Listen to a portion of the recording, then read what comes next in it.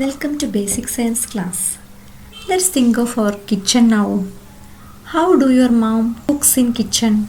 By using a firewood stove, maybe by a gas stove or a kerosene stove, or with an induction cooker which uses electricity. These are the ways we cook in our kitchen, right? There are different types of fuels are used in each case. Firewood stove uses firewood as fuel. Gas stove uses LPG, that is liquefied petroleum gas, as fuel. Kerosene stove uses kerosene as fuel. Induction cooker uses electricity as its fuel, isn't it? So what are fuels? Fuels are substance which liberates heat on burning. When it burns, it liberates heat. Fuels are energy sources. Can you list out some fuels which are familiar to you? It may include petrol, diesel, kerosene, coal, LPG. Then you may heard about CNG, that is compressed natural gas. GAIL pipeline. Do you read in newspapers about GAIL pipeline connection? It deals with the CNG, that is compressed natural gas. Hydrogen, firewood, etc. are some of fuels. We can classify the fuels as solid fuels, liquid fuels, and gaseous fuels. Examples for solid fuels are coal, firewood, etc. Liquid fuels may include petrol, diesel, kerosene, etc. Gaseous fuels also have LPG, CNG, and hydrogen. Fuels are used for different purposes. Which are the purposes? They are used for cooking, they are used for running factories, working of automobiles, machines, etc. Some of the purposes that we use fuels in our daily life. The fuel used in aeroplane is known as aviation fuel. We are doing a lot of work daily, like running, moving, playing, etc. Which is the fuel used by our body to do these activities? Yes, it's our food that helps us to do all these activities. So food is our energy source, that is fuel. Food is our fuel which gives energy to do our daily activities. In your kitchen, you may see that your mother uses a pipe to blow air to the firewood stove whenever the stove is not burning. When the stove is not burning, your mother used a pipe to blow air into the stove. What she is doing? So fuels are not burning themselves.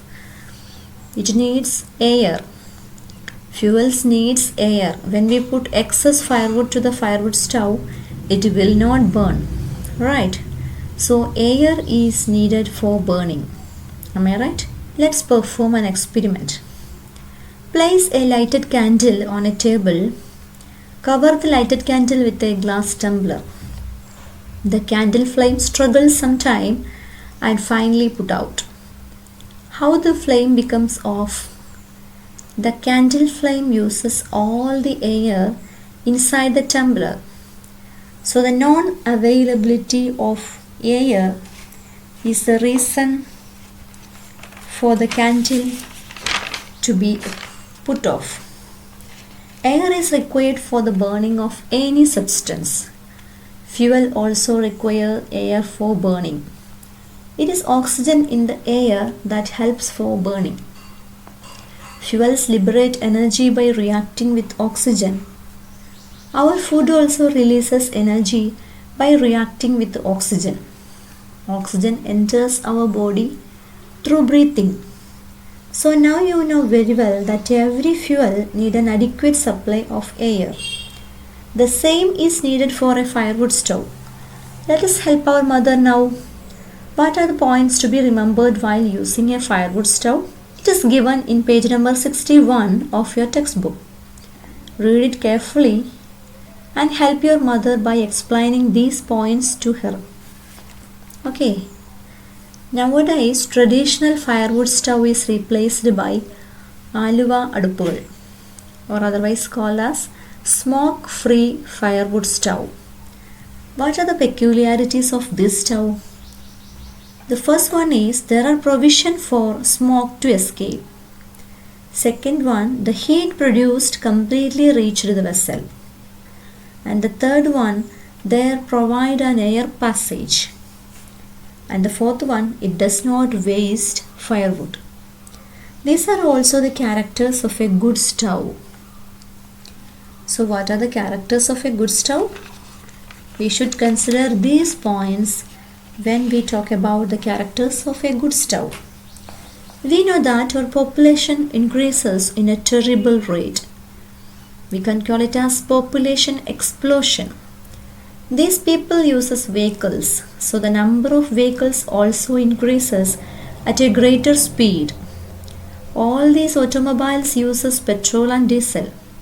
Petroleum is formed from decayed living organisms buried deep under the earth for millions of years due to some natural phenomena. These are called fossil fuels. Such fuels cannot be replenished once they exhausted. They are called conventional fuels. So conventional fuels will be finished when we use excessively. So we should use these fuels carefully. These type of fuels that cannot be replenished are called conventional energy sources.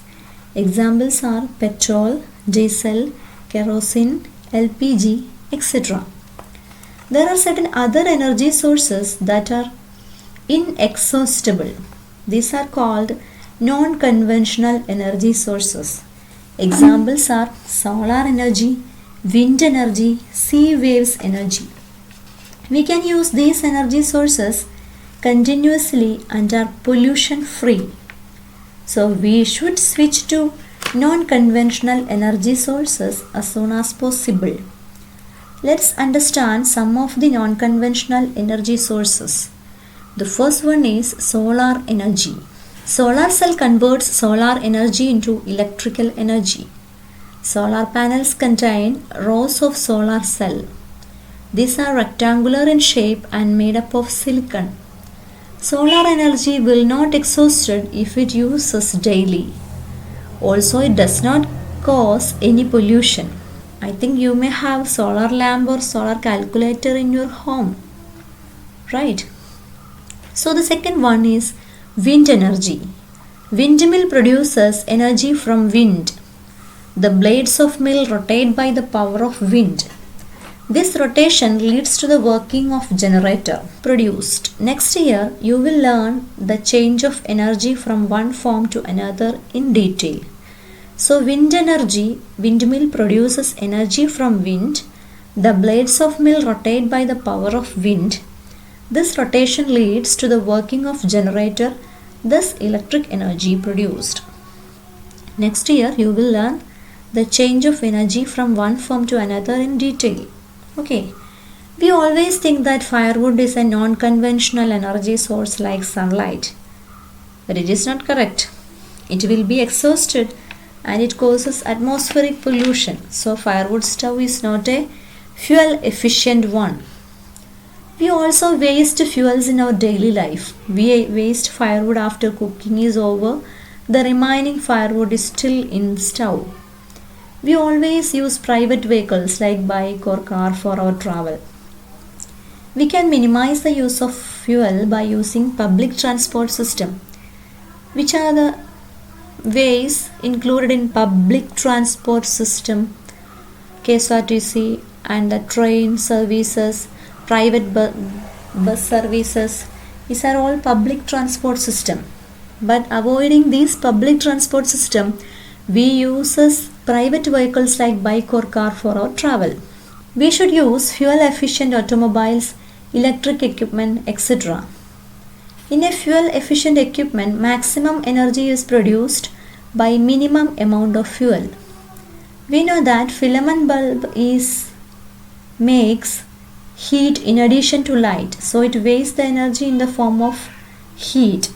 So we use CFL bulbs nowadays because it consumes less energy as compared to filament bulb. What are the ways that we use in our home for control over electricity bill? To control electricity bill, we should turn off the electric equipments when it was not in use. We should use fuel efficient equipments. Use iron box once in a week by all the members. The problems regarding wiring should be taken care of speedily. Add more points of your own. Okay. Energy saving is equal to energy producing. This is our motto. We should taken care of while these energy forms are exhaustible. So switch to non-conventional energy sources is the only way remain in us with us. Okay. So this is enough for today. Chapter is over and this is a very small chapter, and you can easily grasp the points that I have discussed in this chapter. So you should have to complete the worksheet I added along with this class. Okay.